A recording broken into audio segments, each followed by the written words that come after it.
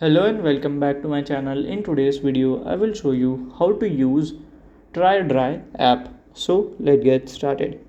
So let's open the TryDry app. January, this you can see. Okay, so basically this is for your mental peace and other things. Okay, so as you can see, you can just use in this in your dry January. Okay, it's saying for app for dry January and beyond.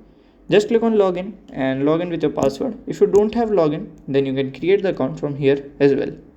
Then after creating an account, then you can give your habits to this app, and this app will set a good and well routine for you, and then you can follow and make your life good from this app.